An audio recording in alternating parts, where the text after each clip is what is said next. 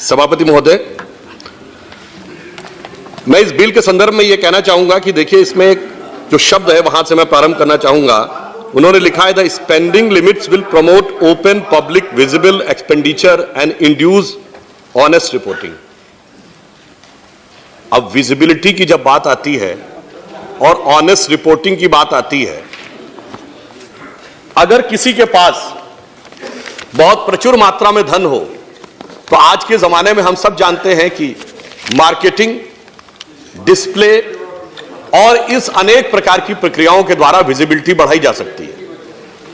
आप कल्पना करिए कि जिस प्रकार के मार्केटिंग के दौर में हम चल रहे हैं, अगर किसी के पास अपरिमित धन हो खर्च करने को, तो क्या उसकी विजिबिलिटी में अंतर नहीं होगा? मैं ध्यान दिलाना चाहता हूं माननीय सदस्यों का कि मैनेजमेंट में एक थ्योरी होती है जिसे कहते हैं AIDA theory, AIDA, A for acquired attention, create interest, develop Dzire.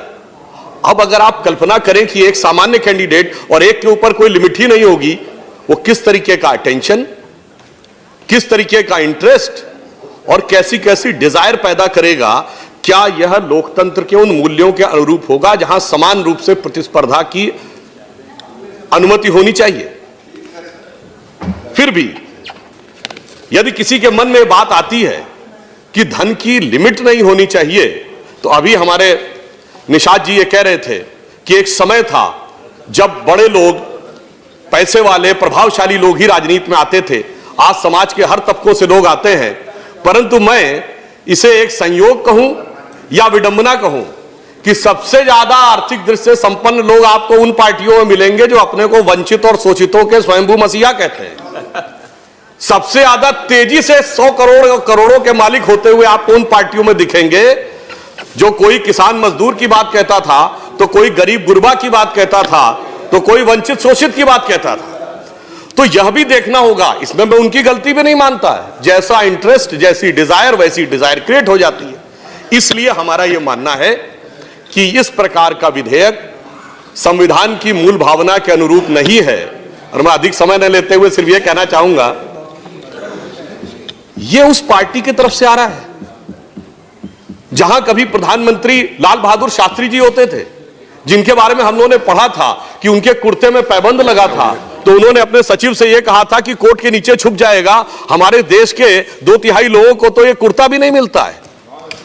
आज वहां पे स्थिति यह उत्पन्न हो जाए कि हमें लगे कि धन की कोई सीमा नहीं होनी चाहिए। जैसे मेरे साथी अभी नरसिम्हा राव जी ने कहा, अरे भाई, दक्षिण के जो राज्य हैं, जहां हमने भी देखा है बहुत ही समृद्ध, सामर्थ्यशाली और धन बल से मजबूत लोग होते हैं, MLAs ऐसे जिनके पास अपने हेलीकॉप्टर हैं। तो दूसरी तरफ आप ये भी देखिए, उत्तर प्रदेश, बिहार, झारखंड, उड़ीसा, छत्तीसगढ़ जैसे राज्य, जहां पर मध्य प्रदेश के भी वो हिस्से, तमाम ऐसे क्षेत्र हैं, वहां पर इतने आर्थिक दृष्टि से सक्षम नहीं होते हैं।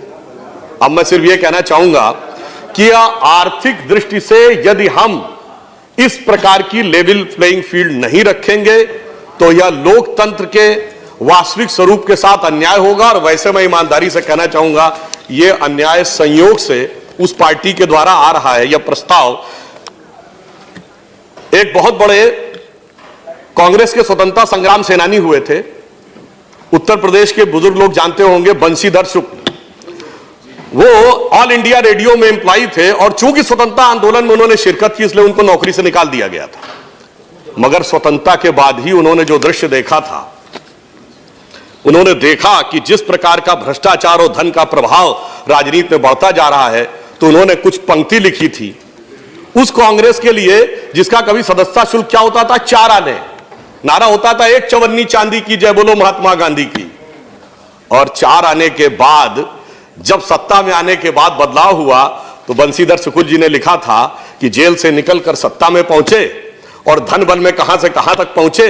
उनकी पंक्ति थी, कहां वो बेड़िन की झनकार, कहां अब कुर्सी गद्देदार। कहां वो बेड़िन की झनकार, कहां अब कुर्सी गद्देदार, कहां चवन्नी मांगे गुजर, कहां अब रिश्वत बेशुमार। उन्होंने आगे लाइन लिखी, हुईगा स्वतंत्र भारत हमार। यानी भारत के स्वतंत्रता पर उनका जो दर्द था वो झलका। और उसके आगे उन्होंने लिखा कि ऐसी स्वतंत्रता आई है कि कॉलेज की सब खिड़की स्वतंत्र, टीचर लड़का लड़की स्वतंत्र, हाकिम स्वतंत्र, हरहा स्वतंत्र, गलियार घूर चरहा स्वतंत्र, परतंत्र हुए ईमानदार, हुईगा स्वतंत्र भारत हमारा। इसलिए मैं कहता हूं यह भावना मत आने दीजिए। और हम उस पार्टी से आते हैं जहां दो प्रधानमंत्री ऐसे आए जिन्होंने प्रचारक जीवन लिया था, सब कुछ संपत्ति छोड़ दी थी, एक पैसा भी अपना नहीं था, और वहां से शून्य से उठाकर शिखर तक पहुंचे। राजनीति की अस्वस्थ परंपरा। और हमारे यहां तो सदैव से त्यागी, बैरागी, सन्यासी, फकीर की इज्जत ज्यादा होती है, उसकी इज्जत नहीं होती जिसने ज्यादा पैसा कमाया। मान्यवर, आजादी के समय शहर का सबसे पैसे वाला आदमी और शहर का सबसे इज्जतदार आदमी दो अलग अलग लोग होते थे।